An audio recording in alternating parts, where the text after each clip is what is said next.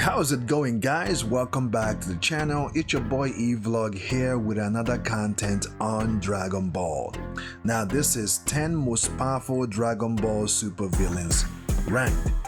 Before we get into it, be sure to like the video and subscribe for more content.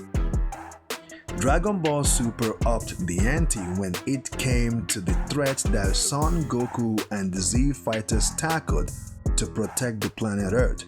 Thanks to gods and alternate universe being thrown into the mix, the shonen antagonists for the most part far exceeded the power level of the likes of Majin Buu and Cell. With the shonen sequel series introducing plenty of villains, now feels like the right time to rank them all based on their overall power levels when they were at their peak. Surprisingly, you might not expect to see where the villains land on the scale. Number 10. Toppo. While the Tournament of Power had its fair share of combatants who introduced major antagonists to the franchise, Toppo's status as a god of destruction in training easily made him lord over the likes of Kafla and Hit. The Pride Trooper was far from the strongest combatant from his universe, with that honor going to Jiren, but his secret power was more than far to defeat Golden Frieza at the time, and it took everything Vegeta had to bring him down. Number 9. Jiren.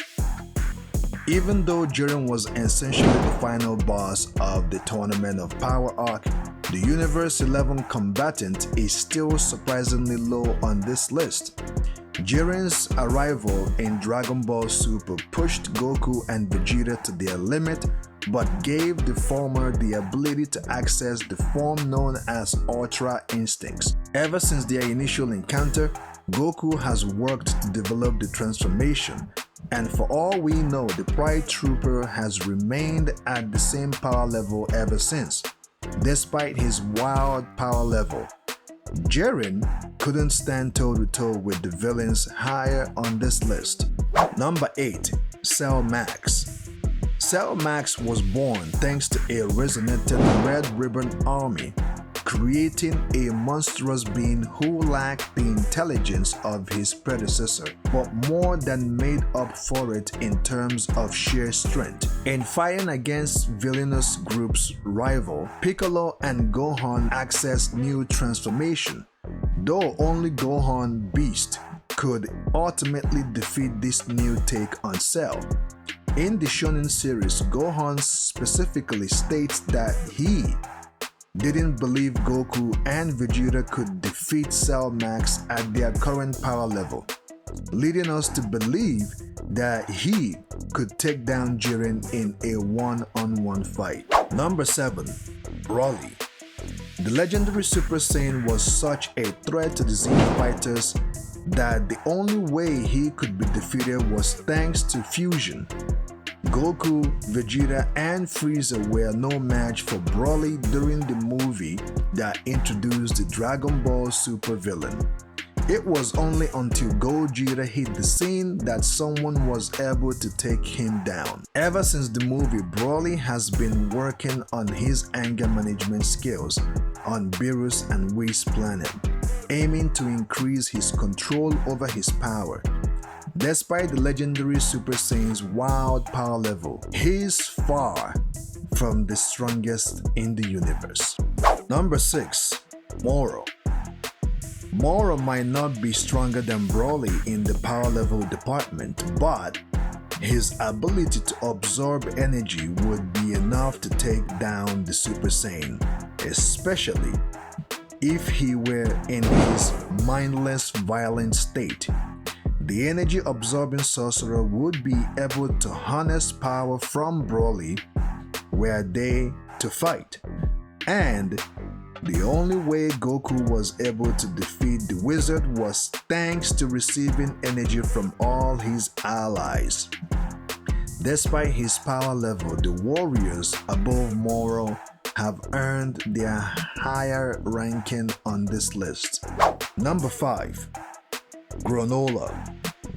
The intergalactic bounty hunter known as Granolah wished his way to becoming one of the strongest villains on this list, using the Dragon Balls of the planet cereal to make him the strongest warrior in the universe. The Cerealian wanted nothing more than to get revenge for the death of his family and people. Unfortunately for Goku and Vegeta, the Saiyan race was responsible for their demise, and Granolah was more than happy to bring the hammer down on them. Of course, there were ways to work around this wish, especially when it comes to the fourth entry on the list. Number 4. Gas. Following right after Granolah's fight against Goku and Vegeta, Gas of the Hita organization proved himself to be stronger than all three, using Dragon Ball himself to make him the new strongest warrior in the universe.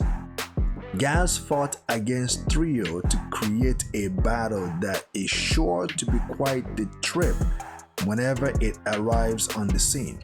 Of course, even with his new power level, he was ultimately defeated by an opponent who just so happened to be outside the universe when Gas made his wish. Number 3. Black Frieza.